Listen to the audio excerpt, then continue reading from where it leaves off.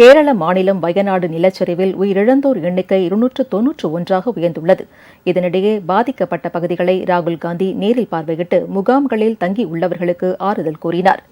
ஆற்று மணலிலும் சேறு சகதிகளிலும் புதைந்து கிடந்த உடல்கள் தொடர்ந்து மீட்கப்பட்டு வருகிறது. இதுவரை 291 பேர் உயிரிழந்திருப்பதாக தெரிவிக்கப்பட்டுள்ளது.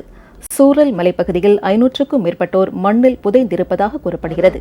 பாதிக்கப்பட்ட பகுதிகளில் இருந்து மீட்கப்பட்டு நிவாரண முகாம்களில் தங்கியுள்ளவர்களுக்கு அரசு மற்றும் தன்னார்வலர்கள் மூலம் நிவாரணப் பொருட்கள் வழங்கப்பட்டு வருகிறது. கோழிக்கோடு மாவட்டத்திலும் பலத்த சேதம் ஏற்பட்டுள்ளது.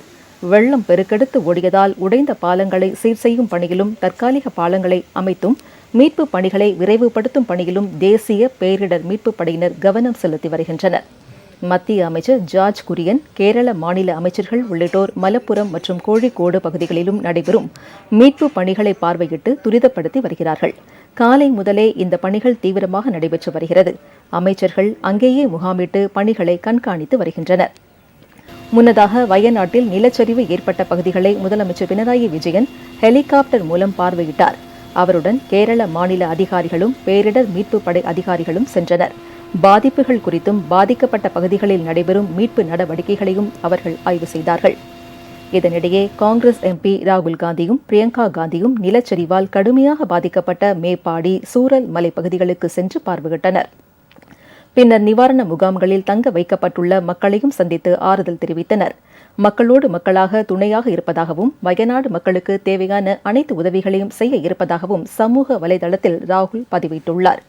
இதனிடையே வயநாடு நிலச்சரிவில் பாதிக்கப்பட்ட மக்களுக்கு உதவிடுவதற்காக சென்றுள்ள தமிழக IAS அதிகாரிகள் சமீரன் மற்றும் ஜானிடாம் வர்கீஸ் தலைமையிலான மீட்புக் குழுவினர் அங்குள்ள மேப்பாடி நிவாரண முகாமில் உதவி மையத்தை ஏற்படுத்தியுள்ளனர்.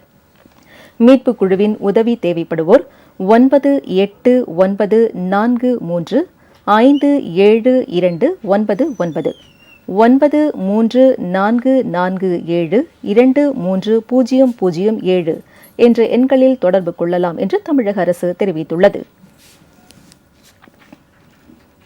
உங்கள் ராஜ் நியூஸ் தொலைக்காட்சியில் திங்கள் முதல் வெள்ளி வரை தினந்தோறும் பிற்பகல் 2 மணிக்கு உங்கள் பகுதியில் உள்ள குறைகளை நேரலையில் தெரிவிக்கும் புகார் பெட்டி நிகழ்ச்சி.